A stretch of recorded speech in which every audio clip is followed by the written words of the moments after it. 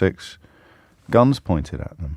Yeah. But I don't hear the stories. Scary. Maybe they're not out there. Possibly not. Carl, crikey, what did you feel like afterwards? How long did it take you to calm down? And do you have any after effects?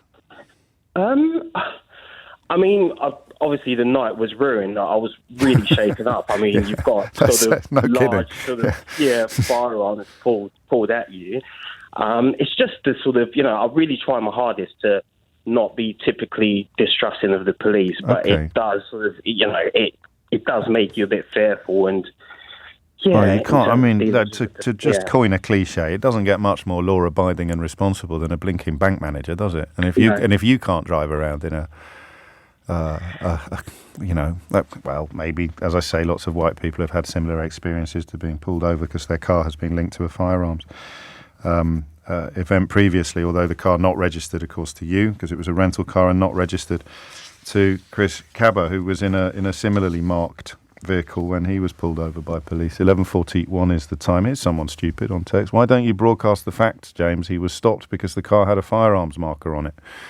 And I'll say it now for the 11th time, but if you're too stupid to have understood me when I said it the previous 10, then it's possibly the problem that's with you, my friend, not with me. And that is the problem with being a massive racist, is that you are determined to hear and see what you want to hear and see, which is not reality. Because I've mentioned that since I started covering the story 30, 40 minutes ago. But you don't hear it, you don't see it, because you're clinging to your belief that perhaps what happened was somehow justified, deserved. And maybe it will turn out to be so, but you've got to wait and see. You've got to wait and see. Kieran's in Hampstead. Kieran, what would you like to say? Yeah, it's another saddening story, and I was just saying to your researcher, I'm of a mixed heritage, so I have Ghanaian parentage, and I have relatives that are much darker skin than myself, but I also have some white heritage, which makes my skin much lighter. So I never really, I could say, experienced some of the direct sort of confrontational sort of aspects of policing that some of my cousins have, for example, in this country. Right. But you think you can do it like that, almost like like a colour chart. You can say, my cousin's skin is darker than mine, his experience of policing is much worse than mine. 100%. I mean, I've got a very different. Actually, I was going to say I've got a very different view to the police than a lot of my cousins that I've grown up with over the years. That's probably directly in relation to the experience that I had.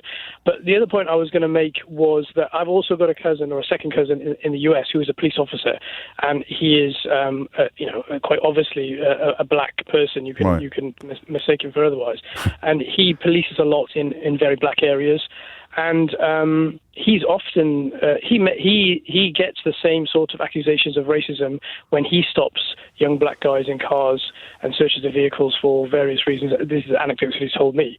So that thing about white officers being, yes, I think that definitely is the case. White officers do have some prejudicial sort of instincts towards black males in this country and certainly in America.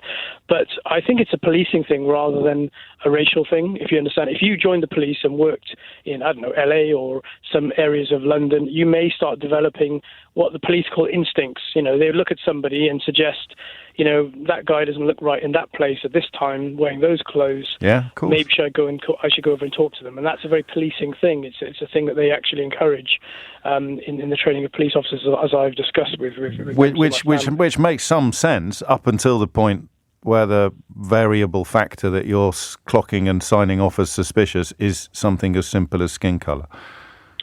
Well, yeah, I mean, I think in the defence of those officers, and I don't want to defend the Met Police, but if they're working in a location where, it's a high concentrated area of black people, they're more expected to meet black people in their general course of events. And if they are then called to an incident in an area with a lot of black people and they see a black male, it sort of falls within it. I guess it falls within the sort of preconceived notions that they had already. Okay, they've been called. Well, that's the point, isn't it? The preconceived notions is the thing. Well, yes, that's right. But I mean, it's also evolved experience. As I say, the cousin that I have, who's an officer, 90% of his successful arrests are of young black males or Latino males that are carrying weapons, and that sort of then feeds into that sort of knowledge, doesn't it? As a police officer, he's not expecting to meet, let's say, but then I'd take you back to Sloane Square. If you're looking for drugs, why aren't you checking out every public school boy out on the lash in Sloane Square on a Saturday night. Well, absolutely. But, those guys... And then you'd have a preconceived approach from police officers that every posh kid they see who's stumbling down King's Road must be guilty, and they'd have a much higher hit rate among them than they had among sober people wandering around town at the same time of night or a little earlier in the afternoon. We're agreeing with each other. I think you're being a little more sympathetic than I am, and that's good and admirable. Sympathy is good, but it doesn't change the fact that this family is worried that if their son had been white, he'd still be alive. And I don't know that you can argue with that, even as, the details emerge, or some reports, some are anecdotal, some are less so. The question isn't about the variable details. The question is about, if exactly the same thing had happened to a white man, do you think he'd still be alive? And for now, I do. Although I say that in full knowledge and almost hope, if that's not an inappropriate word, that it turns out otherwise. Because it's a horrible thing to think or fear. So you have to hope it turns out otherwise. But everything else was the same. So the car was flagged up. It had been involved in this, that or the other. There was, a pursuit and a fencing in it. So everything else has to be absolutely the same. Would it have happened to a white bloke? And as Julie points out, this is all unfolding against the backdrop, a political backdrop in which unconscious bias training is being shut down and discouraged and taken the mickey out of. Again, the kind of people who'll tell you, stop and search, young black men, absolutely right that they should prove themselves innocent. Treat them as if they're guilty until they prove themselves innocent. Oh, and by the way, we certainly don't need any unconscious bias training or any of that Black Lives Matter nonsense. It's one or the other, lads. Either you don't need unconscious bias training because you're not doing any unconscious bias, or you do because you are. You can't do the unconscious bias on a Monday and then rail against unconscious bias training on a Tuesday. Well, actually, in this country you can, and in fact you can make a very good living doing it. Holly Harris has your headlines. Leading Britain's conversation, LBC, with James O'Brien. 11:48 is the time. You're listening to James O'Brien on LBC, where another story that adds to this notion of there being two police forces in this country, the one that looks after white people and the one that goes after black people, is unfolding. I think it would have received a lot more attention were it not for the other rather obvious significant event that's happened in the last few days. But it's a story that has grown in import and culminating in a decision by the Independent Office for Police Conduct to investigate a firearms officer for homicide. A firearms officer is now subject to a homicide investigation. Assistant Commissioner Amanda Pearson said, "My thoughts and sympathies remain with Mr. Cabot's friends and family with this news. I also know how concerned our communities are and how they will also be affected by this significant update. We share their concern." That's an Assistant Commissioner of the Metropolitan Police, Amanda Pearson, speaking there. Obviously, there are lots of racists on social media who are absolutely certain about what happened and indeed why it was entirely justified. But I will, on this occasion, defer to the Assistant Commissioner of the Metropolitan Police and indeed the IOPC, who are working independently to establish the full circumstances surrounding the shooting. What we do know, and what is a matter of record, is the family is worried that if Chris had not been black, he would have been arrested instead of shot dead on Monday evening. And I wonder whether you understand or indeed share that worry. 10 to 12 is the time. Marcus is in Surbiton. Marcus, what would you like to say? Hi, James. Thanks for taking my call. You're very welcome. I'm a very middle-aged white man. When do you become very middle-aged? What's the cut-off point for very middle-aged? Several years ago, unfortunately. It's the big 50, isn't it? Once you hit the big 50, you're very middle-aged. I think you're right. Go on. So up until quite recently, I had a white Range Rover with very dark windows. A ridiculous car, really. But okay, and my wife and I we live in Surbiton. We were taking the dogs to Bushy Park for a walk quite early on a Sunday morning, and I got pulled over a reasonably hard stop by a car with two police officers in it who both jumped out. I got out of mine, and the officer who approached me was so shocked by who I was and actually said to me, "Goodness me, you're not who I expected to be driving this car." And I said, okay, well, and you know, I haven't been pulled over before. And I asked him what I'd done wrong, and he said, the shades, the tints on your window are too dark. Gosh. And I know, because I've seen it on TV, that normally they will ask you to remove the tints in front of them if you're a young lad. Yeah. And they make life very difficult. And I asked him if he wanted me to do that, and he said, no, just as and when.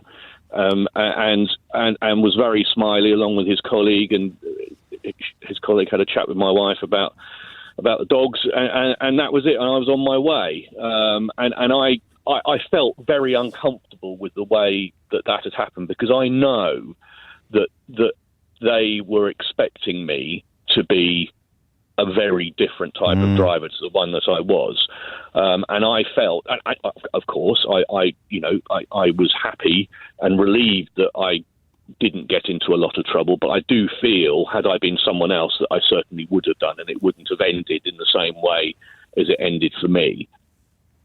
No, well, who could argue with you, though? Really? I mean, in good faith, who could argue with you? When the coppers come about as close as you can come to telling you that you've been pulled over because we thought you'd be very different from a middle-aged white bloke.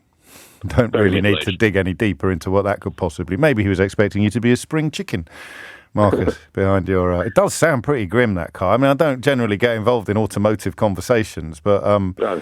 It does sound... Is bling the right word to use in this context? I don't know if... Yeah, I regretted it about 10 minutes after buying it. It's good for the dogs, though, right? Good for the dogs. Yeah, fits the dogs, you know. It fits in Surbiton, but there we go. I salute your honesty. 11:53 is the time. You're listening to James O'Brien on LBC. I'm looking for the thing that the fellow who ran out into the road with the... Here it is. Thank you, Richard. James, you've missed the point. This is about the fellow running into the road earlier. Just according to one of my texts coming in on the question of white privilege and whether a black person would have been treated the same. You've missed the point, James. It's white privilege made that person not think twice before running out towards the King's vehicle. As a black man, and I'm sure I'm not alone in this, I would never dream of doing that, says Richard in London. And that is, you see, the other side of the unconscious bias coin. You're right. Wouldn't cross... I'm desperately going to try and get a picture of that dignitary over there, whether it's King Charles on a day like today or whether it's in any other circumstance where there'll be an awful lot of security present. It would never cross my mind that I would, if you like, come to the attention of the security services, come to the... Do you see what I mean? And listen, I've got no reason to doubt Richard, and as he says, I'm sure I'm not alone in this, but as a black man, he feels that is a thought. That is part of the thought process that you go through. 11:54 is the time. You're listening to James O'Brien on LBC, where we continue to chronicle the tragic story of Chris Cabba, shot dead last Monday, and now that killing subject to a homicide investigation. Obviously, if any arrests are made, it ceases to be something that we could talk about, but we await the findings. It means things will move a lot quicker. IOPC investigations can move very, very slowly. You have to hope that this means the family's going to get some answers. And they may not like the answers. That's an important point to make. But the worry wouldn't be different, would it? Even if it turned out, if the evidence suggested that had he been white, exactly the same thing would have happened to him.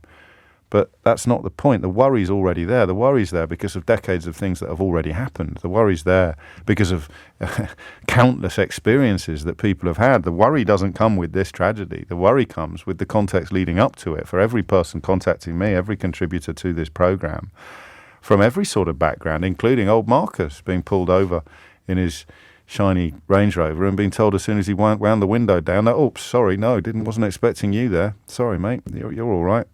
You'll be grand. That's the backdrop that creates the worry. 03456060973 is the number you need. Tim's in Liverpool. Tim, what would you like to say? Hey, hi, James. How are you doing? All right, good to speak to you again. James, you do know that we've spoken before about Boris Johnson, whatever. Tim Parton. My son, I lost my son. Afghanistan, I lost my job and all that. When you sent me a ball game. My history. We have talked before. It was the issue as my former career as a Royal Mills policeman. Now, I say that because I was armed, and I've been in that same situation where I've pulled my firearm, and I've pointed it. And I just want to roll this this conversation back a little bit into the acuteness of what goes on in the mind of the officer. Now, I understand about the positive and negative biases and all this sort of issues going on, the politics or whatever. Yeah. But, at the end of the day, I'm going to pause you there. Yeah. Because you don't, with respect. Because if you're talking about, I know about positive and negative biases and all that sort of politics going on, then you don't get it. Because it's not politics. Unconscious bias is real. It's not a question of what political team you subscribe to and whether or not you believe in it or not. The very fact that you phrased it like that, Tim, is a problem for me, because what you mean to say is I understand how dangerous unconscious bias can be, not I know all about unconscious bias and all the politics that goes with it, because that's a gaslit population being persuaded that it's somehow political correctness Mark II or it's somehow part of being woke. It's about people like me not realising that being white means my interactions with people like you as a police officer would be different from a black person's. That's all it is, not realising it. Can I just apologise?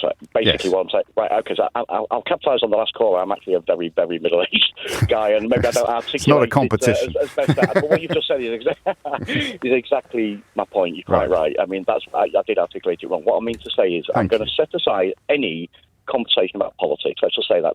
Let's look at the nitty-gritty. We've got a firearms officer. Yeah. We've got him. We believe we understand about the level of previous training, etc.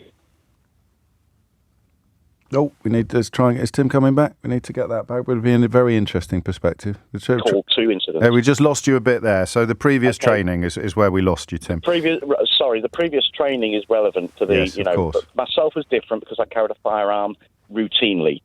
Now these police officers we're talking about, this guy who's pulled this trigger, right? Roll it back to what the situation is, and the facts are, James, we will not know until such time as there's been an investigation and all of that. Indubitably. Exactly. But the point is, what I want to say is this. There's a difference between making a mistake, being wrong, or it being wrong, and... in law? Is there in law? Yeah, well, the thing is, up until the point when that happens and you take somebody's life, and let's not forget here, there's a guy's lost his life, for goodness sake. Yeah. Obviously there's very bereaving family, whatever. There is in law, yes, because the officer. But that's why it's a homicide investigation, not a murder investigation. Correct. Yes, absolutely. So these are really, really serious matters, and to me personally, as a professional, firearms professional, former, I would say, I just can't imagine any circumstance where anything would any. Oh, it's gone again. It's almost like we've been trolled by the technology on this. Just as Tim reaches a crescendo, the phone line goes down. Are we going to be able to squeeze him back in? Okay.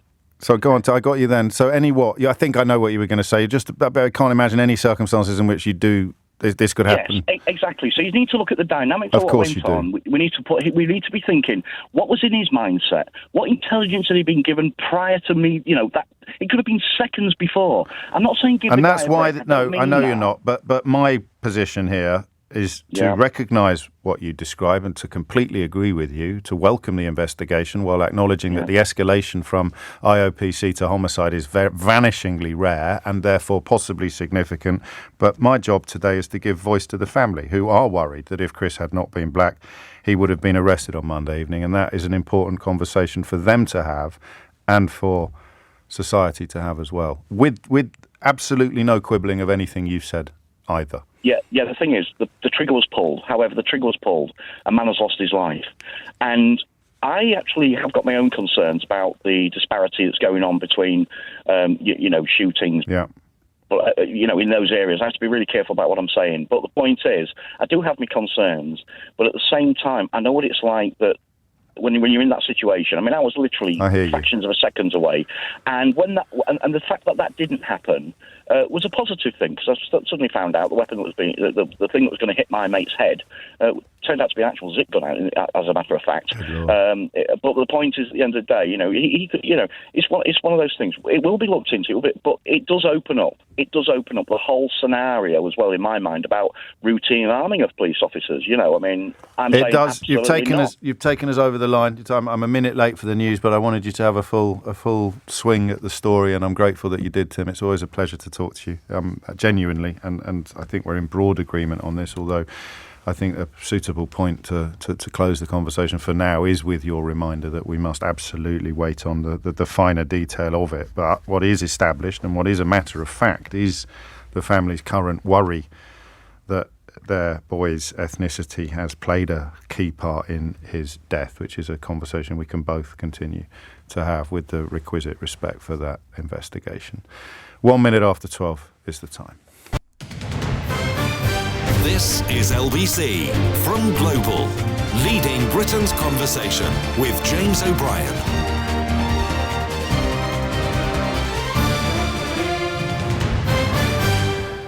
Okay, 5 minutes after 12 is the time. I have to tread a little bit more carefully now because at least one arrest has been made. So I am obviously keen not to influence. Well, I mean, I'm not allowed to. It's contempt.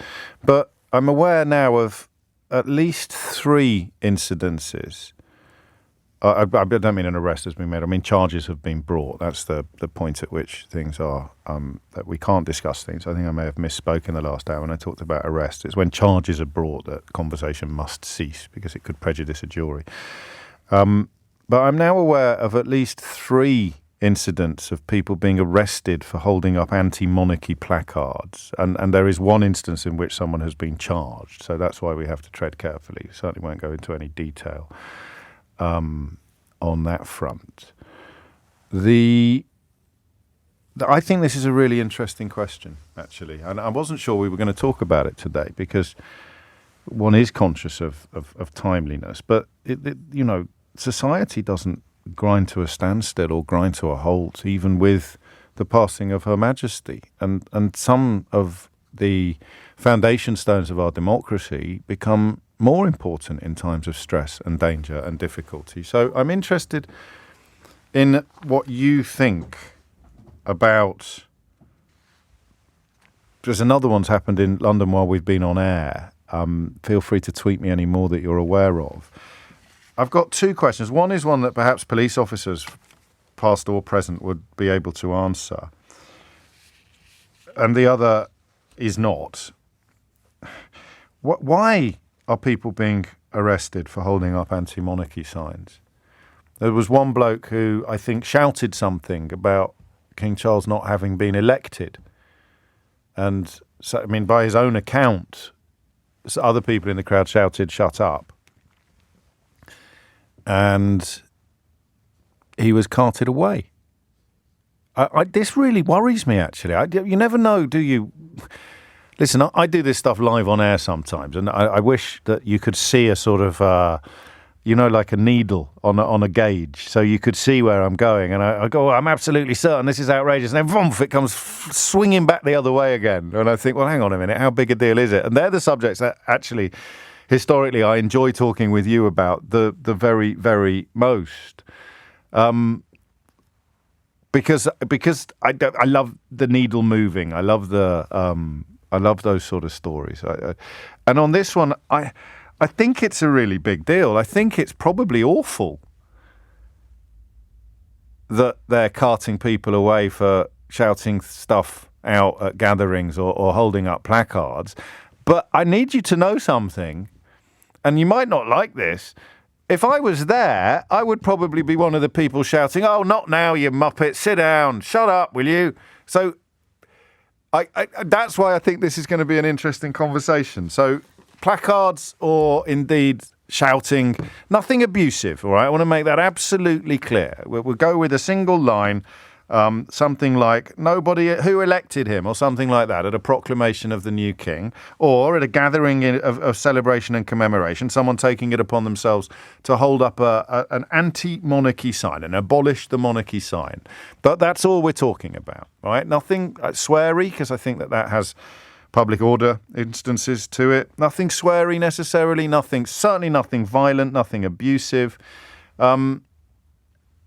And yet that's where I'm torn, because if I was there and you did it, I'd be like, look, any other time, just do it, fill your boots, but not now, mate. But then if the police turned up to cart you away, and this is where my needle's going haywire, if you pardon the expression, because I just did it for you. I'm on the radio. I forget I'm on the radio sometimes. I'm still in formal wear as well. I'm still wearing a black tie. But I just did a little impression of a needle wavering for you with my hand. I look like Larry Grayson. The point being that that doesn't make sense, even though it's my honest opinion. So we both turn up for the proclamation or the announcement that King Charles is king, right? We've both gone there. You shout, "Nobody elected him." I turn to you and go, "Oh, shut up, mate, will you? I'm trying to watch the show or something. I'm trying to..." But then when the police turn up and tow you away, I think something quite awful is. I think something quite important and bad is happening. I don't know if that's cognitive dissonance because it's freedom of speech. So I protect your freedom of speech even as I ask you to stop exercising it. But, and this is where I think police perspectives may come in on this issue. If you're a copper, right, and you're worried I'm going to chin this bloke who's shouting, "Who elected King Charles? Who elected King?" Then you're going to cart him away, not me, for his own safety, right? For the public peace. So is that going to be it as well? And how much evidence would you need? Especially if it was a placard. You're holding up a placard saying, "Abolish the monarchy." Are you going to get arrested and taken away because the police are worried about how you might be treated by other members of the public? So there's quite a lot going on here. 0345 60 60 973 is the number that you need. It's fair to say, isn't it, that you're on most days in this country, in most years, you're not going to get into any trouble at all for holding up a placard saying "Abolish the monarchy." So is it right that today, and presumably for the rest of the week, you are going to get arrested for holding up a placard saying "Abolish the monarchy"? You are going to get arrested for shouting about democracy at the announcement of a new monarch. I don't think that the signs I'm interested in, there's one that's a bit sweary. I don't like that. But if it's threatening, abusive or insulting, I think is the phrase, the legalese phrase. Insulting is going to be in the eye of the beholder. So that's why the policing angle of this could be quite interesting as well. But what do you reckon? 0345 60 60 973 is the number that you need. I just want to know, should it be happening? Freedom of speech, does it extend to holding up anti-monarchy placards at events or gatherings now that are unfolding in the aftermath of the Queen's passing? Because I kind of think it should. But this is a typically English response, isn't it? Well, I think you should jolly well be quiet and sit down, but I certainly don't think the police should be carting you away if you refuse to do so. Discuss. Dave's in Lewisham. Dave, what would you like to say? Hello, James. Yeah, a retired police officer, so I just want to answer your questions to this, that you asked, and that's that it's a Section 5 public order offence. It's causing harassment, alarm or distress. Nothing to do with annoyance. And that's all in your gift, is it? As a copper on duty that day, you make that call yourself? Do you not need someone to tell you that they're alarmed or distressed? No, you make that call yourself. There's people there that are in mourning and that would feel distressed of the accident. But don't they need to tell you that, though? Don't you need to have some proof that someone is distressed? Not necessarily, James. You have to take it in. Also, they're looking at his safety. I mean, you might find someone there that's, That's different. Let's focus on the Section 5 bit first. So any police officer can cart away someone holding a sign they don't like and claim that they've done so because they believed it was causing distress despite having no evidence that it was. Yeah, absolutely. That's not right, is it? If they believe it's going to cause a public order situation, James, then it is completely right. I mean, it's also, as I said, for his safety. I mean, it could be that he got walloped because people didn't like his protesting. Yes. So, so I do think it's right. I do think that, I mean, put it this way, James, if someone come up to your house after your father died and held up a sign saying your dad was a useless plumber, you wouldn't take it too much to heart. I'd be surprised if they got arrested for it. I know, because he wasn't a plumber. But what I'm saying is, if they turned up at the funeral and held up a placard or shouted at your dad, we're not talking about the funeral, are we? Though, because it's not for a week. But it's mourning, though, James. Yeah, but let's talk about the period of mourning. Let's not talk about the funeral because it isn't a funeral. It's a period of mourning, or in fact, it wasn't. It was the announcement of the accession of the king, and your reading of it is that a police officer there decided entirely off his own back that placard could cause distress to some as yet unspecified person, and therefore he's allowed to arrest them for possession of cardboard. Yeah, it's not for possession of cardboard. Well, it is. It's because unless you can show me the distressed person, he's been guilty of possessing cardboard. So, James, you want them to leave him? Don't give me counterfactuals. Just. I mean, we're agreeing with each other. You think it's fine that a copper who I know nothing about, whose track record of being a bit, quick off the mark, might be well established. There's a piece of cardboard over there with some words on it. He decides that's potentially distressing and then arrests the person in possession of the cardboard. Absolutely. We're not arguing with each other. You just think that's fine. I think that's profoundly frightening. Well, you've got to take it in circumstance, James. What if it says down with the government? Could you decide that was distressing?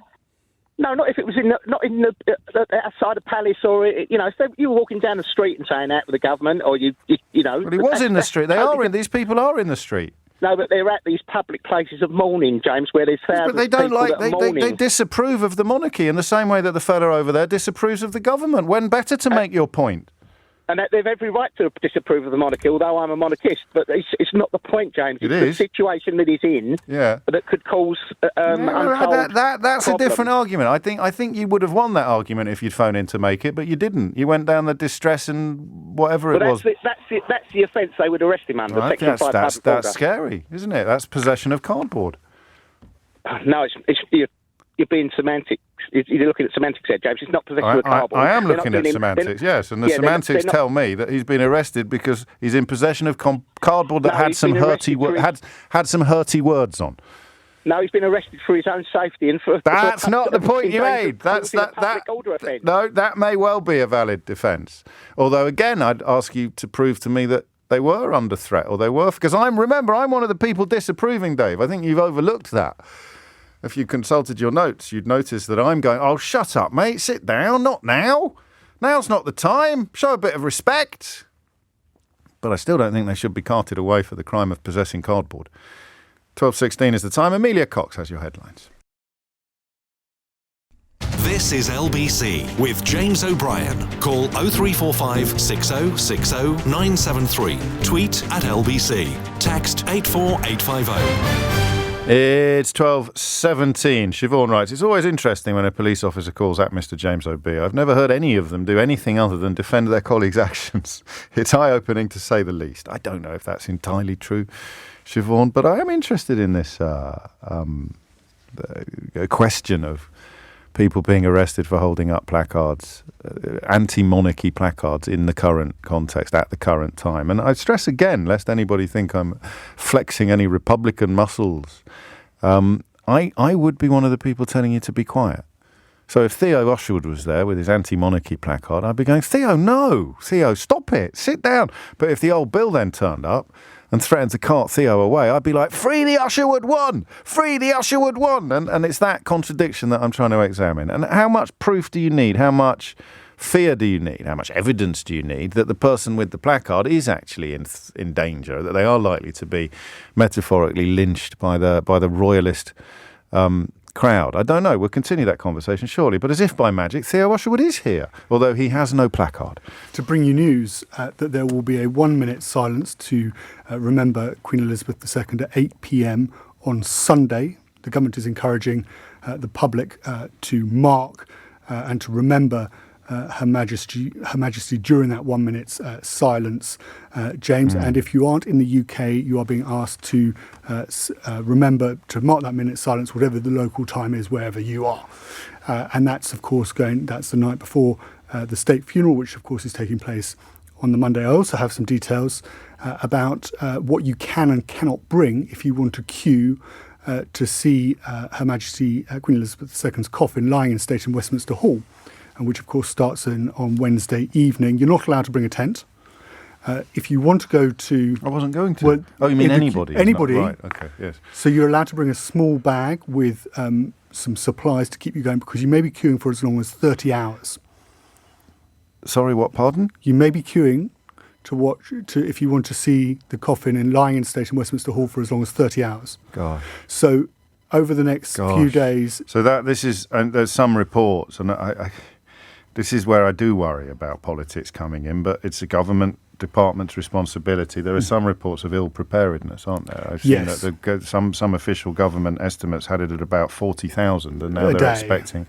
And it's going to be it's expected to, and that would have over a 5-day period. London could have some serious operational and logistical problems. London could sort of be full. And employers are being asked to consider whether their staff can work from home. It's going to be an exceptionally busy week with as many as 2 million people coming into London.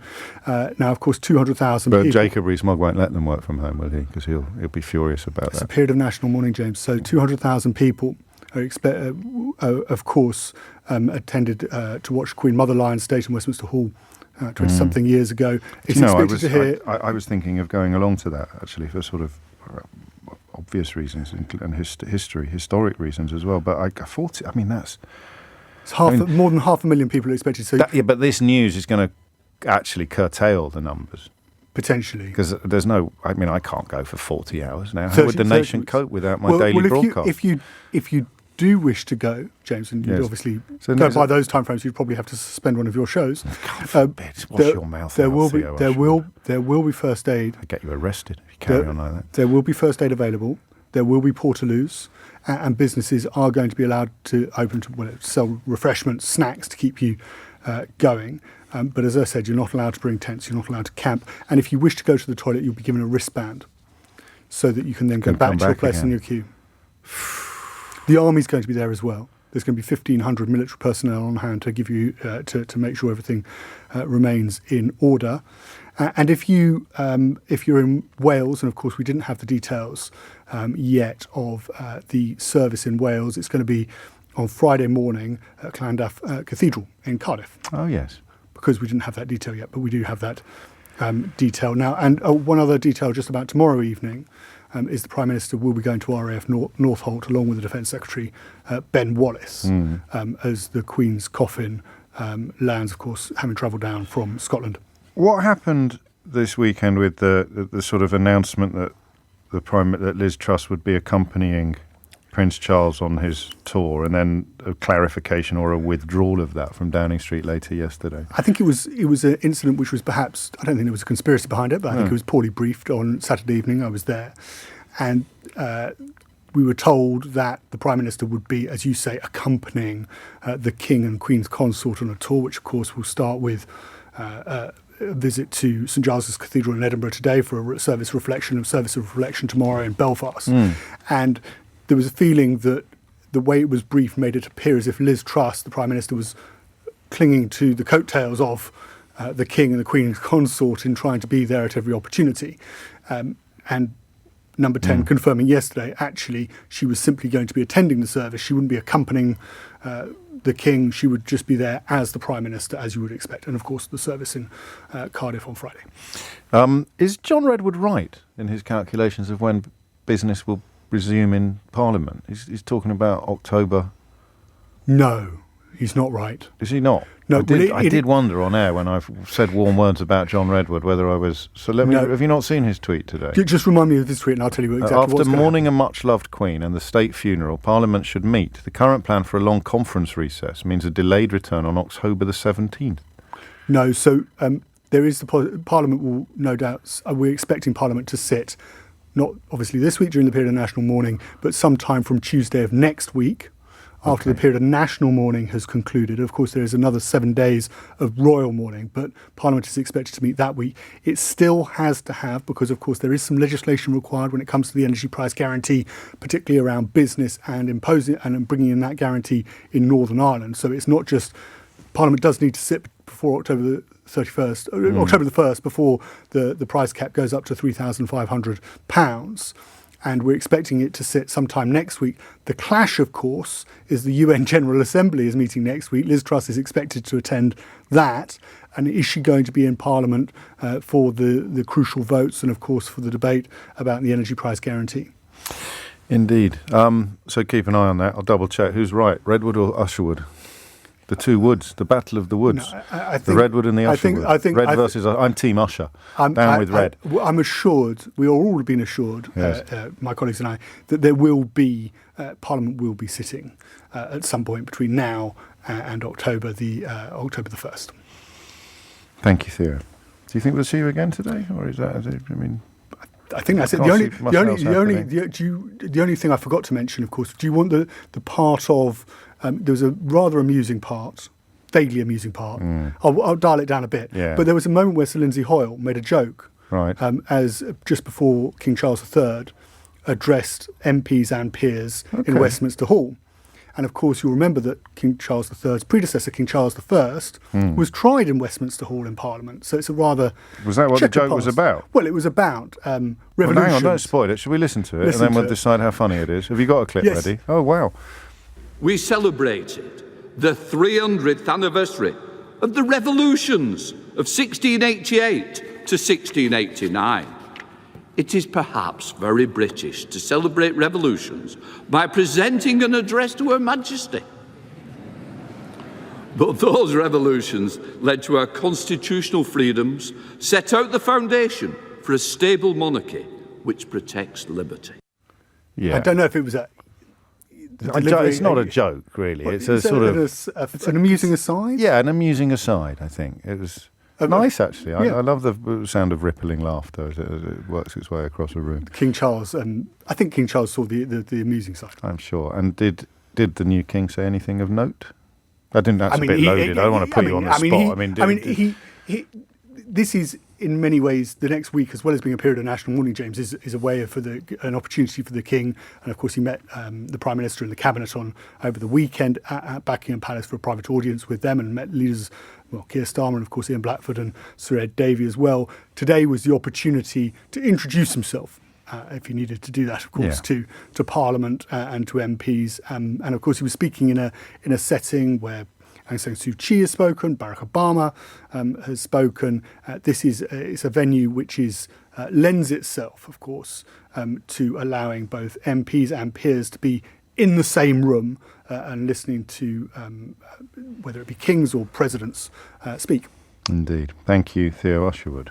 Back to this question of protest, free speech and policing. Well, there you go. Sounded like a grown-up then. All three of those elements contained within this conversation.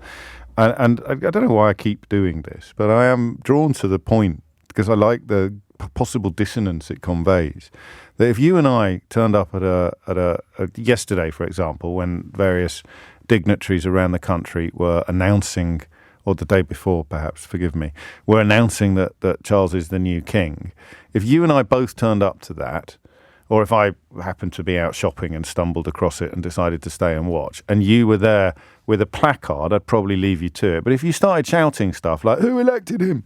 Then I would probably be one of the people politely shouting, you don't go, shush, I want to hear the bit, be quiet, oh, not now. And yet, if the police then turned up and took you away, I'd have quite a big problem with that. And it has not been assuaged, it's a nice word, my worries have not been assuaged by David Lewisham's explanation that actually, as a former police officer, he was perfectly entitled to arrest whoever he wanted if he felt personally that person was distressing others, even if he had no evidence of anyone else being distressed, or indeed testimony from any distressed person telling them that they were in fact distressed. Andy's in Morden. Andy, what would you like to say? Yes, hello, James. Hello. So you've got the Usherwood who has got the placard out and shouting, abolish the monarchy. Yes, the shouting, or the placard, or one or the other. Go on. And he's admonished by the crowd around him, but he just carries on. Yeah. And so he starts ramping up. No, but that hasn't happened as far as I'm aware. Yeah, but this is a point where it potentially could happen. Yeah. And I draw your attention back to the fellow that decided to glue himself to the roof of a tube train during COVID. Right. During the rush hour. And I believe that he got treated with short shrift by the crowd that was around him. Yeah, but that's very different. Oh, I see. So his safety was imperiled. His safety was imperiled by his own actions. But you know that because you saw it. You saw the crowd giving him short shrift. Wouldn't I need to see this fella being in some way threatened? But the precedent has already been set. No, it hasn't, because there might not be any threat to him at all. But if the crowd is getting wound up because he refuses to... But the crowd isn't getting wound up. How do you know that? Because I've completely invented this scenario, Andy. Come on, keep up. Well, so you can disinvent this scenario.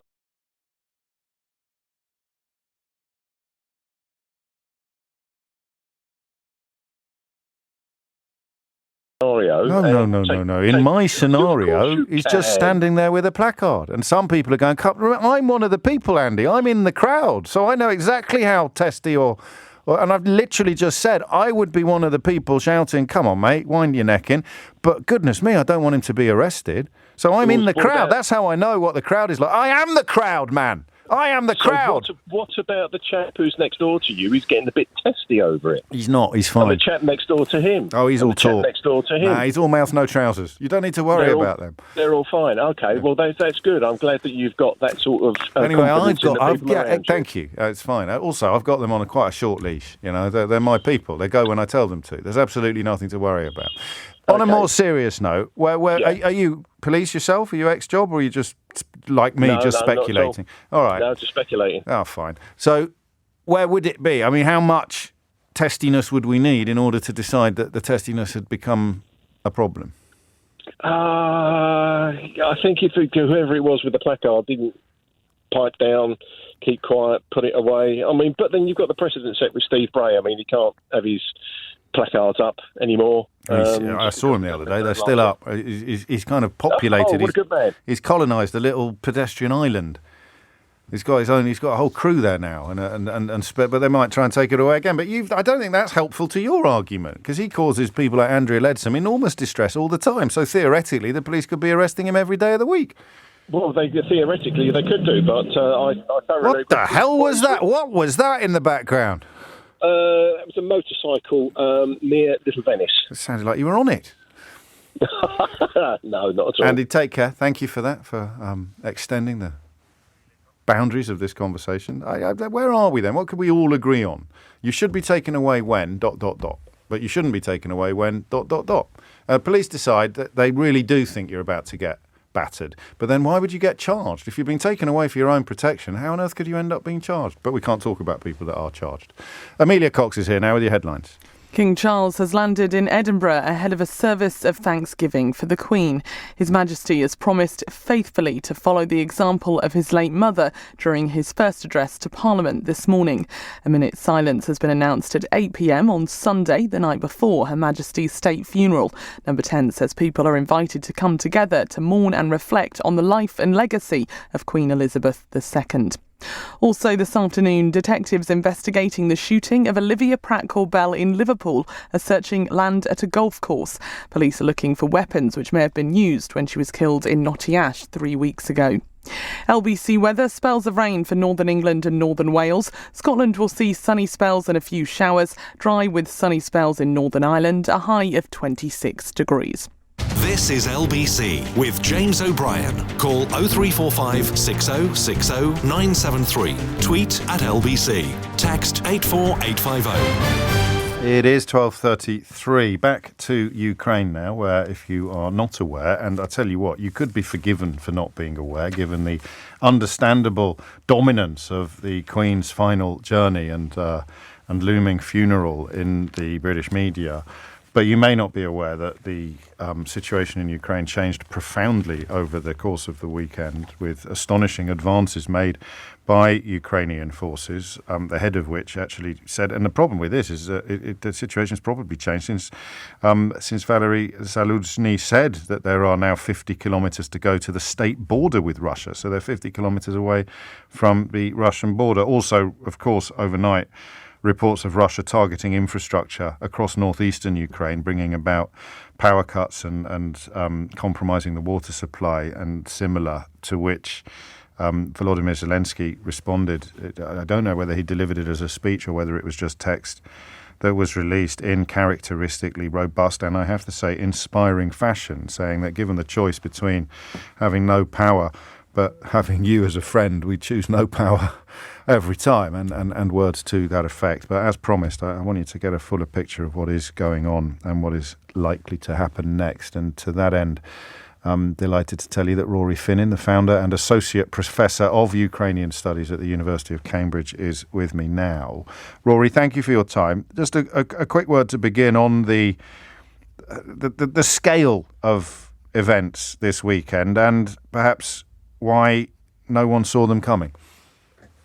Nice to be with you, James. Yes, the past, I would say, 12 days have been remarkable for a lot of reasons. Who knows what tomorrow will bring, but I think we've seen a turning point in Russia's war of aggression against Ukraine, and likely one of the most successful ground counteroffensives in modern European history, certainly since the Second World War.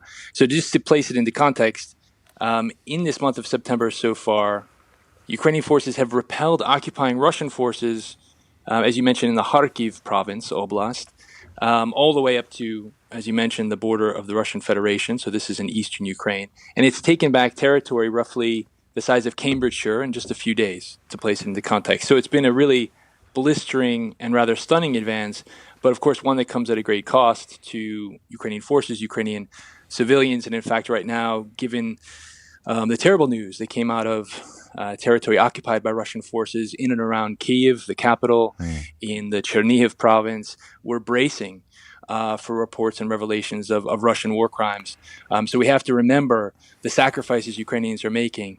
That's a really central thing that we need to keep at the forefront of attention. And something that I think I sense you fear is perhaps sometimes overlooked with the somewhat celebratory nature of coverage over the last couple of days. So let me ask you, if I may, a little more about that. Are we talking about war crimes committed during occupation or as part of the retreat, or both?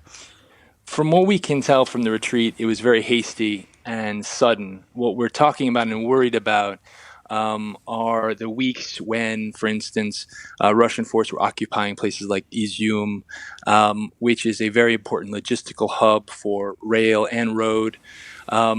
It's difficult to get news out of those regions under Russian occupation, so there's really only rumor. But again, based on what we saw in Bucha, Irpin, Hostomel, etc., we are right now facing a reality in which Russian forces are not only targeting civilians, as we've seen in really brutal and horrific ways, but they're also, James, deporting forcibly millions of Ukrainian citizens to the Russian Federation, some as far as the Sea of Japan. So the level of displacement and destruction here is astounding. So you're right that we have to mark these advances. I think it's important for us mentally, psychologically, but always keeping in mind the terrible sacrifices Ukrainians are bearing, not only for themselves and for their own identity in the face of this genocidal attack, but also for our own freedom, for a liberal democracy. That point bears repeating too. Indeed it does. What do you think accounts for the level of surprise by which Russian forces were taken, particularly in the last 2 days? Well, I think it has everything to do with the clear skill now, the technical expertise, the strategic vision, and above all, James, the will. The will of the Ukrainian forces to defend their country and defend their identity. Don't forget again that Russian political figures, Russian state propagandists keep denying the existence of a separate Ukrainian identity and speak very flippantly of destroying Ukraine and Ukrainians. So this will to defend themselves against the kind of occupation that we've already seen has promoted such demographic, cultural destruction. I think that will has really been the key to all of this. We can talk about Western weaponry, and we should, because the provision of weapons from the British military, in particular, I think the British support for the Ukrainian military and for Ukrainians more generally has been inspirational, and we should be increasing and accelerating that support as much as we can, because the truth of the matter is Russian occupation leads to great destruction of one of Europe's great liberal democracies now. And so we need to protect it with everything we've got. Even though we're facing down our own crises, we have to make Ukraine a priority and keep it a priority. Have you sensed then in recent weeks a slight dilution of that prioritizing from Western forces? No, I haven't. I mean, there's always this impatience, I think many of us have, about the provision of Western weapons. I think there has been too much hesitance that the Ukrainian military wouldn't use them effectively. We've seen how within days they can acquire expertise in different technical areas of these weapons. So I don't want to be too critical. I do find that politicians and military elites have had their eyes on the ball here. And I know, particularly from the British military's point of view, their support of Ukraine is steadfast. And I think we need to just, at the public level, remember what is going on and how it affects us all and involves us all. And if we do that, then I think we can weather this crisis and this war. And finally, Rory, is it now, choose my words carefully, do you expect now that we will return to a period of a war of attrition. These advances, unexpected and unprecedented though they may be, are unlikely to turn into a rout or an unstoppable force. And in fact now, albeit with new battle lines drawn, we will go back to where we were a week ago or 2 weeks ago. James, I'm not a military analyst, and I don't want to pretend to be one, but I will say that, if we look at military encounters and confrontations throughout European history in particular, you can see the cascading effects of these types of advances, particularly given, again, this question of the will of the Ukrainian military and the Ukrainian people here. So from what we've seen, the Russian forces simply cannot prevail on the battlefield. And all they have left is really cowardice, because they shell, as you mentioned at the outset, civilian infrastructure, leading to blackouts affecting hospitals. Everyday people right now in Kharkiv, the second largest city in Ukraine, there's no water and no electricity. That's all they have, James. That's all they have. And it's very difficult to see how any military force musters the morale and will to fight against an entire people of tens of millions who want to defend their homeland. That's the story. I just can't see it. That's the story of this war. I appreciate and I thank you for reminding us of the toll, the human cost that continues to accrue. But the story, in a sense, of this war is that miscalculation from pretty much day one of just how resolute Ukrainian people would be. I know I said that was the final question, but I'm going to squeeze in one more if I may. How do these ripples, in what form do they arrive at the Kremlin? Great question. We see consistent denial, of course, from Putin himself, who just a day ago opened up a Ferris wheel in Moscow that then promptly broke. Right now, if one watches Russian state television, you can see a lot of these mouthpieces and pundits scrambling to describe the kind of military collapse that we've seen. They're talking about a regrouping of forces rather than a retreat of forces. So it's difficult to say how quickly the impacts and implications of this war are going to affect the Kremlin. I think we've been talking about a palace coup for way too long. And what we have to understand is that the Russian populace, very sadly, does support this war at a majority scale. I mean, we have polls that are definitely unreliable, but consistent in showing what is now a neo-imperialism in Russian society that does not see Ukraine as having a rightful existence. And I think we have to face that sad reality directly and understand that Putin and his cronies have a lot of public support. Again, it may cascade in the other direction, and I hope and pray it does soon. But I think we need to be clear-eyed about just how well entrenched Putin's discourse and ideas are in Russian society today. Rory Finnan, many thanks indeed, the founder and associate professor of Ukrainian studies at the University of Cambridge. I think providing some much-needed what the word cool-headedness on what has, and I think perhaps I fell into this trap as well, been reported in the last 24 hours with a rather celebratory air, a timely reminder of what is likely to be discovered as the Russians flee, however welcome their retreat may be, however unexpected, the simple reminder of the war crimes that are likely now to emerge or even to be committed in the course of those hasty retreats is something from which we must not turn our eyes. Speaking of turning our eyes, I turn my eyes to my screen where there is some footage of a protester holding a piece of paper, it's only about A3, if that, which simply says, "Not my king." That's it. That's all it says. And that is, I think, outside Buckingham Palace at the moment, not quite live, but certainly while we've been on air. And this protester is now being led away by police, albeit that she continues to hold her, it's not even cardboard, to go back to David Lewisham, it's mere paper now that she is in possession of. She is now being escorted from the scene by police. To where? I do not know, but the London Evening Standard is carrying the footage that appears to have been filmed by a passerby. The message on her piece of paper, simply "Not my king." And do you know, watching this, she's reluctant, she's not keen to leave, but she is going along with it while keeping her notice in the air. And I watching this, it's almost like a crystallisation of the conversation that we've been having since 12 o'clock. Because I understand why the police may feel that her presence is provocative. And if it were to prove provocative, the person at risk would be her. So they are encouraging her to move from the scene. They're doing so very politely. I don't think a hand has been laid upon her. But of course, if she had refused to move, I don't know what would have happened subsequently.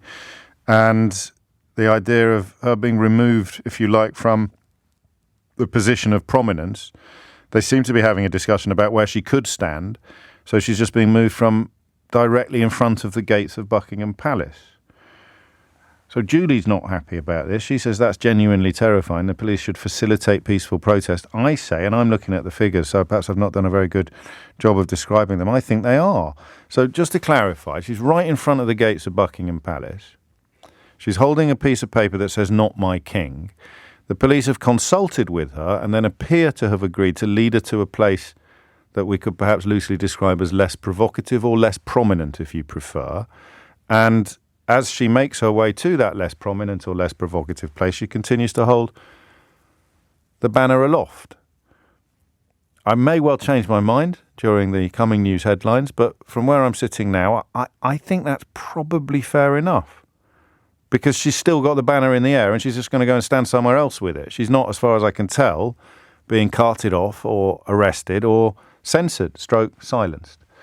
Ooh, I told you this one was confusing. Amelia Cox is here now with your headlines. This is LBC with James O'Brien. Call 0345 6060 973. Tweet at LBC. Text 84850. 12:47, 2 women, 2 stories, 2 protests. One who held an abolish monarchy sign, which also contained an expletive, at a proclamation ceremony. That's the word I've been searching for the last 90 minutes. A proclamation ceremony for King Charles III has now been charged with a criminal offence, so we can't talk about her. Another, while we've been on air, has been protesting at Buckingham Palace, as far as I can tell from the footage, holding up a piece of paper saying, "Not my king." And she has been politely encouraged to go and stand somewhere else. Which I'm looking at my inbox, it looks like I'm in a bit of a minority. When I say, I think that's actually okay. Caroline says, you can't hold up a piece of paper saying, "Not my king." That's completely ridiculous. But you can. Caroline, you just can't hold it up there, right in front of the gates, where you are likely to be a focus of perhaps some ill will or even anger from people gathering to pay their respects. I don't know. I like this conversation because the longer it goes on, the less clear I become, which is quite a refreshing change, actually, given that it's normally the opposite. David's in Dublin. David, what do you reckon? Hi, retired police officer here, and I just want to start off and say Caroline is absolutely right. Oh. Back during the Bush and Trump presidencies, it was kind of a feature of public protest there, that they would decide where and when you could protest, and they established free speech zones at Bush and Trump, which is completely wrong. You know, you can go protest over there, but you can't be embarrassing to us. Okay. And just to kind of date myself, I was involved many years ago in the policing operation when President Reagan visited Dublin. And there were dozens upon dozens of women protesting there. My recollection is that they were in connection with CND. Yes, it's a big Greenham Common, probably. The Greenham Common, but there were Irish women in Phoenix Park in Dublin. And, in solidarity with their sisters at Greenham Common. Absolutely, and the instruction came down to us, arrest the whole lot of them. No individual offences, just arrest the lot of them. Now they're just embarrassing the president. Oh, okay. So they're all just arrested, and they all subsequently sued. They all subsequently won. And in this kind of situation where the police are under pressure to avoid embarrassment to the establishment, embarrassment to senior officers or whatever else. Yeah. This is just priced into the cost of the policing plan. And my understanding in the UK at the moment is that false arrest, the settlements run at about £1,000 per hour in custody.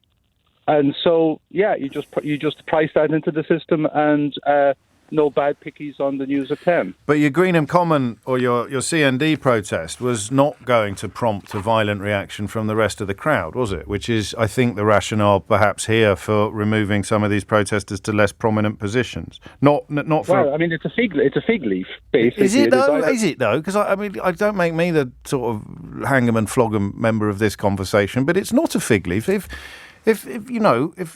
she's standing there with a "Not My King" sign, and you've got some really passionate royalists turning up, I appreciate it wouldn't be a very respectful way of pledging their allegiance to the new king by battering a protester waving a piece of paper around. But you can see how tempers might fray, can't you? Well, I mean, if there's film of her being talked to and removed by the police, then presumably there's also film of all these people getting upset around her. I mean, is it upsetting the crowd, or is it just like it's on the camera? Pendulum. It's on the cameras. What would you do if you genuinely thought that fella there with that sign is going to get his head kicked in if I don't get him out of here, but no one is actually kicking his head in at the moment? Well, if it is a matter that there is a clear and present danger of a breach of the peace or an assault or whatever, and that's most easily solved by asking him to kind of move and explain the danger to him, that's one thing. But at any other time and place, would that lady have been arrested? That's the bit where I think my argument is going to fall down, because my defence is built entirely upon the time and the place. I'm literally saying no. They're quite right to dilute her protest. They're quite right to compromise her freedom of speech, because today's the day. Whereas her rationale will be, this is the best possible day upon which I could make this sort of point or this sort of protest, because of the unfolding events and because of the prominence I'm likely to achieve. So what are the... go on. I agree with you, because you know what? If what she is saying is true, it'll still be true tomorrow. It'll still be true next week. And there is a good case for having some respect for like a family who have lost their matriarch. But at the same time, if there is a right to protest and a right to gather and to make your feelings publicly felt, can that legitimately be abrogated? At a time and place just chosen at random by the government? I mean, Steve Bray.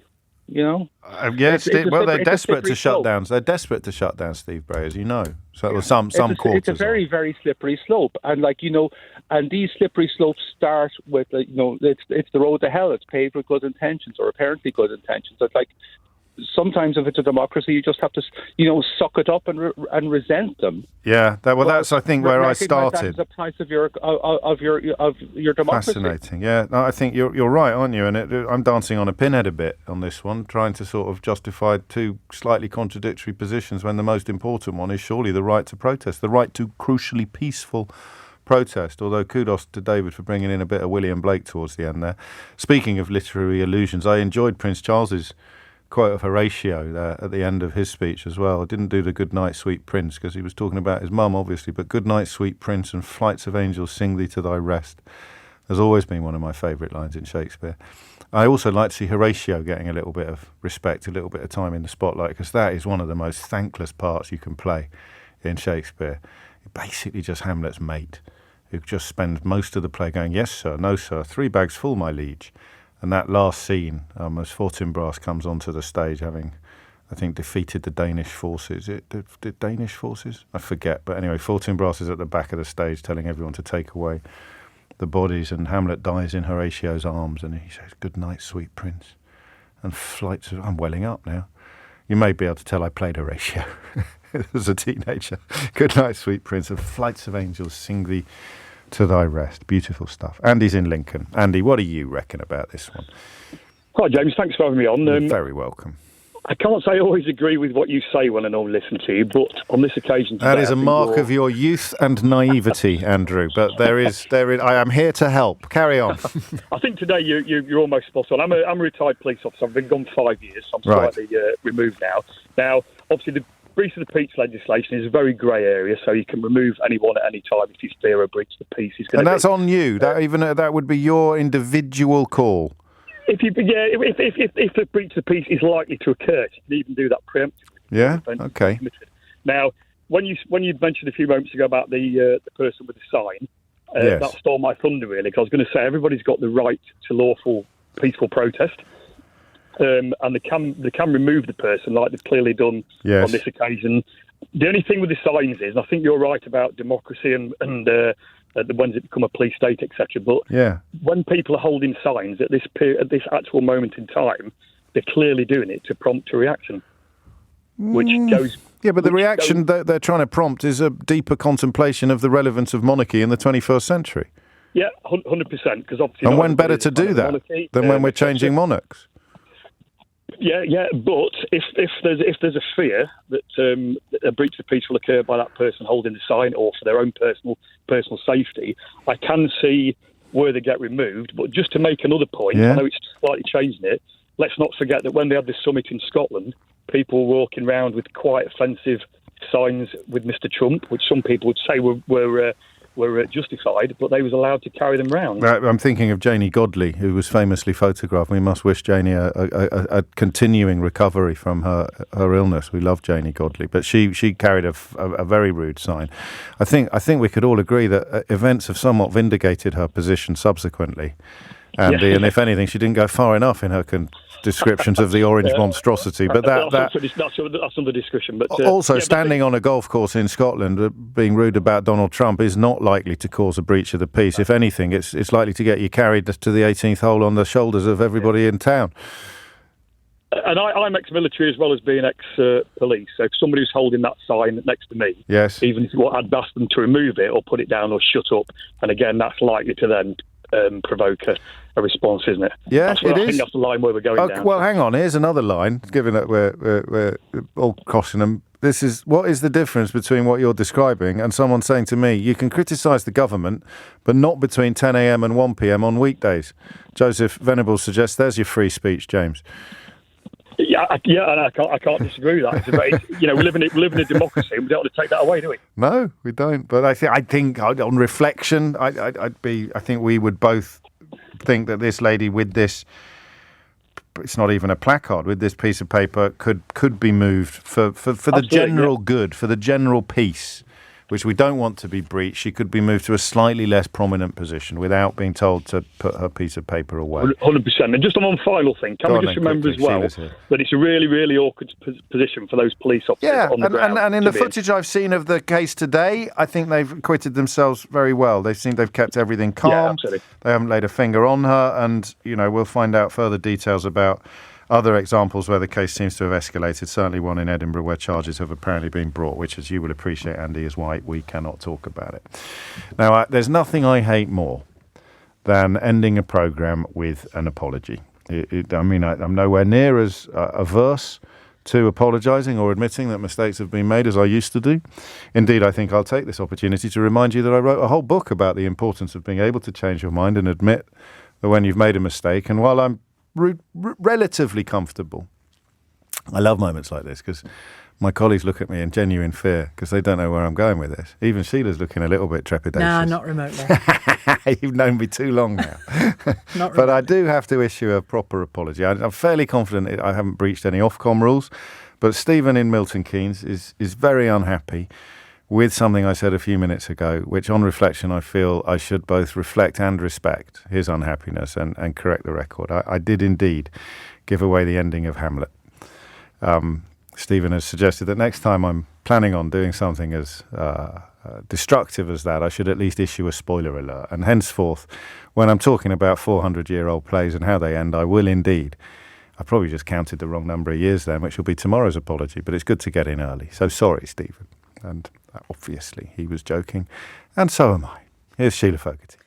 Here's Sheila Fogarty. Here's Sheila Fogarty. Here's Sheila Fogarty. Here's Sheila Fogarty. Here's Sheila Fogarty. Here's Sheila Fogarty. Here's Sheila Fogarty. Here's Sheila Fogarty. Here's Sheila Fogarty. Here's Sheila Fogarty. Here's Sheila Fogarty. Here's Sheila Fogarty. Here's Sheila Fogarty. Here's Sheila Fogarty. Here's Sheila Fogarty.